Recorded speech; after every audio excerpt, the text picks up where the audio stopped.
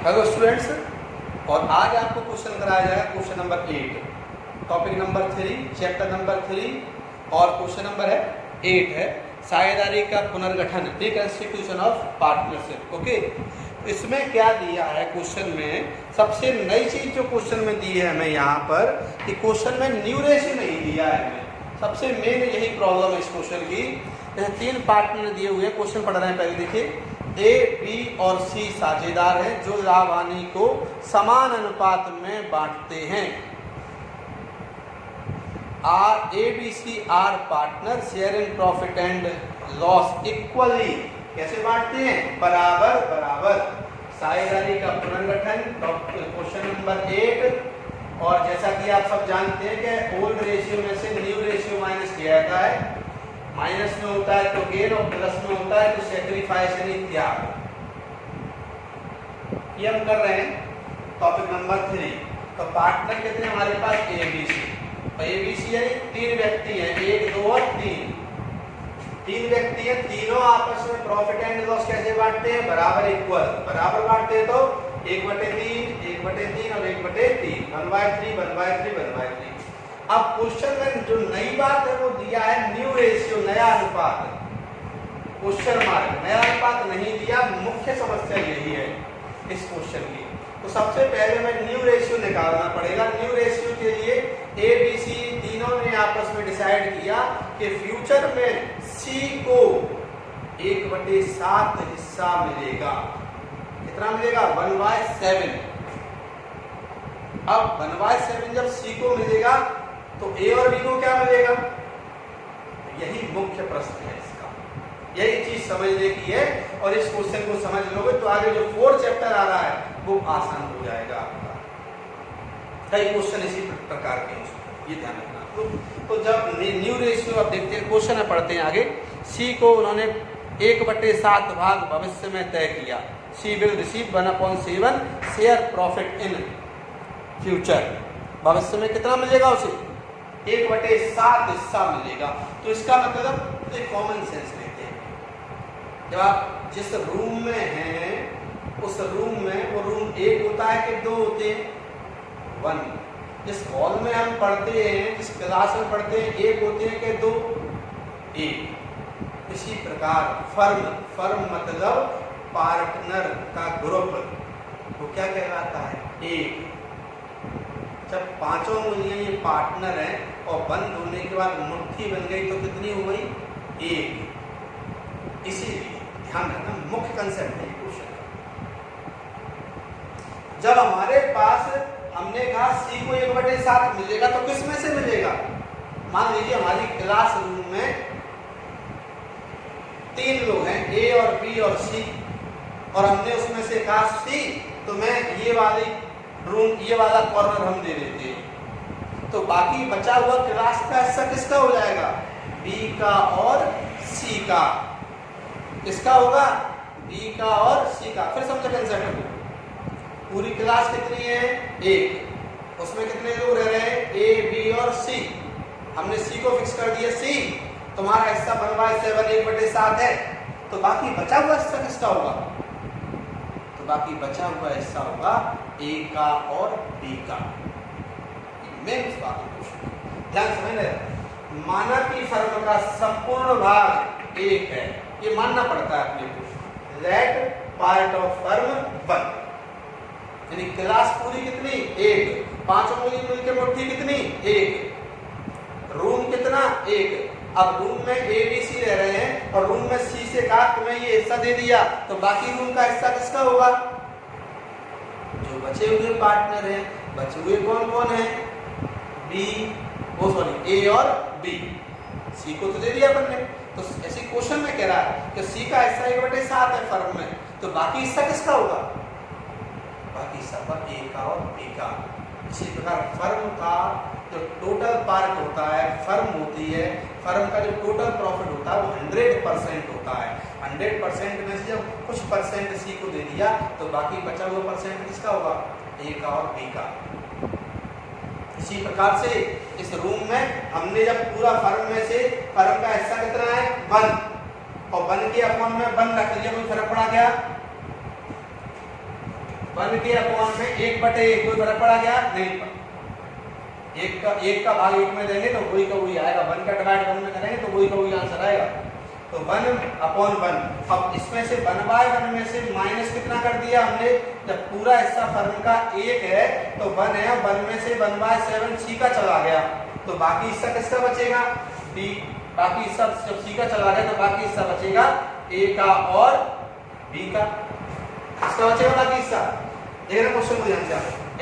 अब एलसीएम लिया इसका, बड़ी संख्या कौन सी है? 7 और 1 है, तो एलसीएम कितना आना? 7।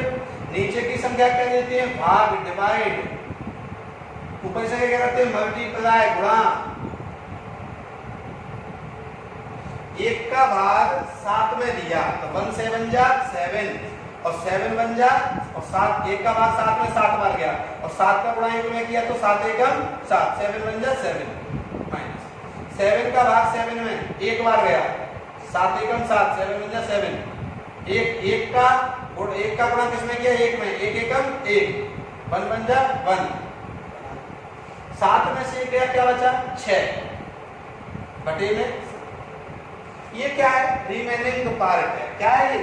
रिमेनिंग पार्ट यानी शेष भाग। क्या कहते हैं इसको? रिमेनिंग पार्ट यानी शेष भाग। हिंदी में क्या कहेंगे इसको? शेष भाग। अब शेष भाग पर किस किस का अधिकार है? ए का और बी का।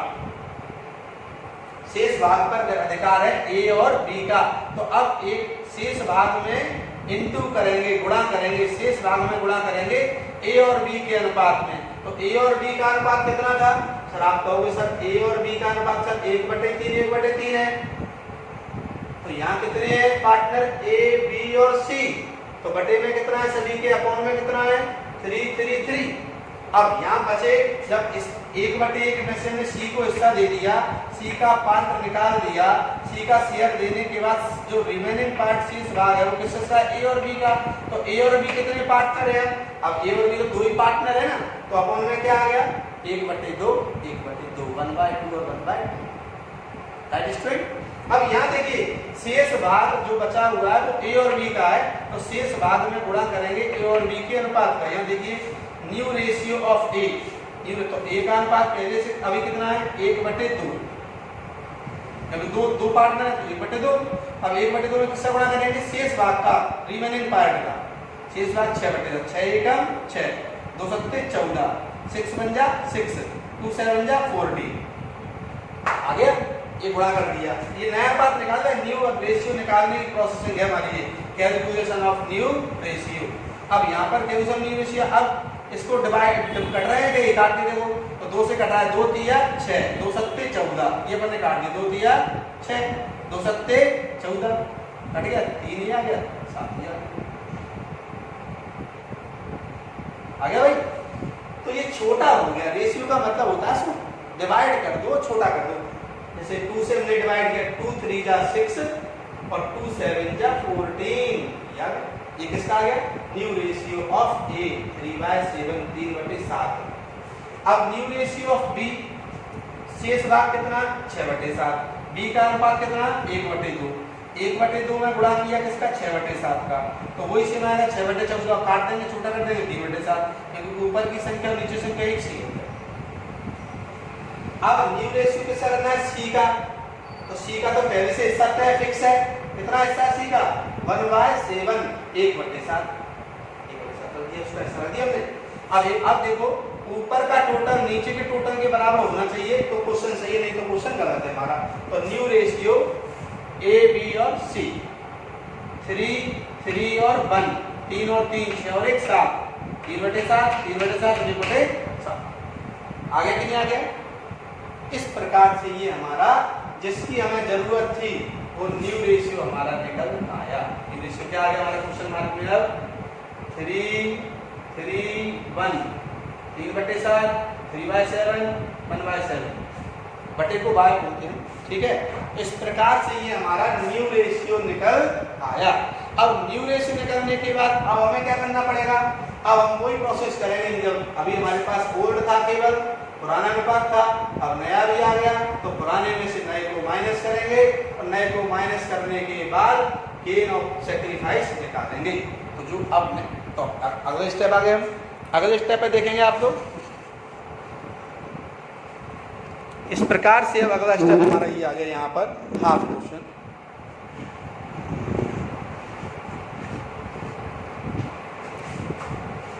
ठीक है स्टूडेंट, अब यहाँ से हम लोग देखेंगे क्वेश्चन।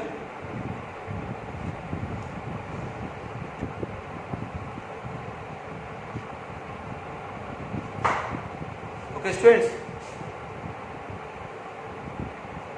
तो क्वेश्चन है हमारा, आगे बढ़ते हैं।